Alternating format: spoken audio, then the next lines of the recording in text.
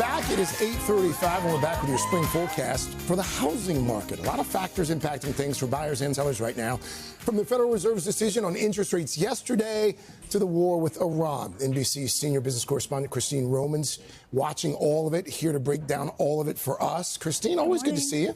First of all, let's just start with interest rates. Yeah. Where are they now versus where they were, say, a year ago? It's one of the most important variables in buying a home, how much you're going to finance this big, probably the biggest purchase of your life for. And rates are better right now than they were a year ago. And so that's the good news. You got about 6.36% on a 30-year fixed rate mortgage. That's what most people use. That's better than a year ago. The 15-year, you're going to have a higher monthly payment, but you're going to pay it off more quickly. You have a lower mortgage rate, too, 5.97%. Now, Craig, a few weeks ago, I was here telling you about mortgage rates that fell below 6% and how excited people were.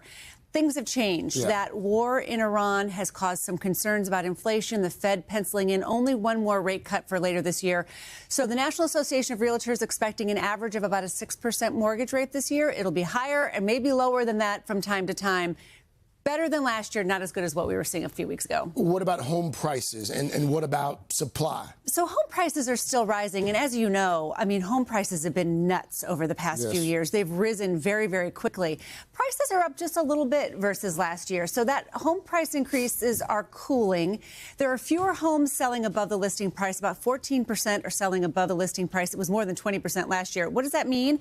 Translation, fewer extreme bidding wars this year. And that's good for buyers. Inventory has increased a little bit. We still need a lot more homes. There's a big story about after the Great Recession, how we didn't build enough homes, but inventory is improving a little bit. So all of these things are inching forward to being a positive for home buyers this year. And just one final thing here. A lot of people have been frozen in their mortgages. They didn't want to leave their house.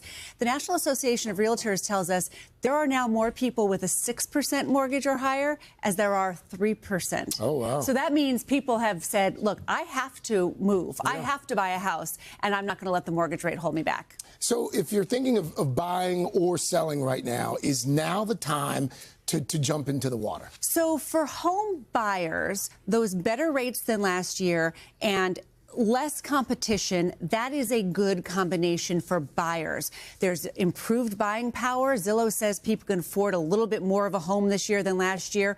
Home prices are still high, so if you're the seller, that means you're going to walk away with a bucket of money if you bought your house 5, 6, 7, 8 years ago. Now, the problem is you got to live in the bucket because you got to go buy another house. So for sellers, be careful there. But there are some reasons for both buyers and sellers that this year is a little bit better than last year. What are some rules of thumb that folks should keep in mind if they're thinking about buying or selling? So the most important thing in my book is don't get a house you can't afford. If you need to rent for another year or two, then you should do that. Try to build a down payment fund, put it in a high yield savings account. 20% is the rule of thumb, a 20% down payment. Not everybody can do that. There are 3% down payments that you can get if you look at your bank or your credit union or state, local, and federal programs if you qualify. You want to consider about a 28% of your monthly income. That's what you spend on housing. That's not just your mortgage. That's also your insurance and your upkeep.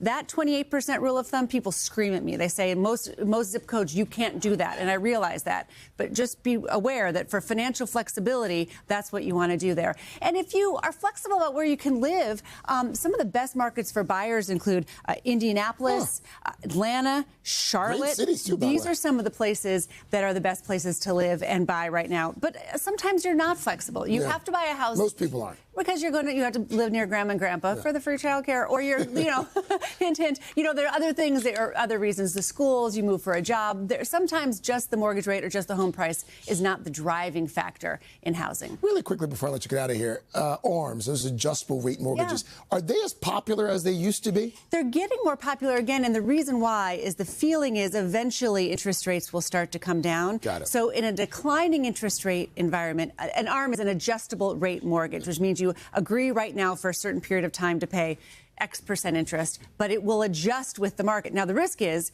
if there's some big inflation surge, if the war in Iran is a real, a problem for a long time and interest rates actually start to rise, then you get caught. Then your housing prices rise. So that's why the 30-year fixed is so popular for some people. There are no surprises in a 30-year fixed rate mortgage. Christine Romans, you always bring the goods. Thank you. Great to see you, Greg. Thank you, Christine.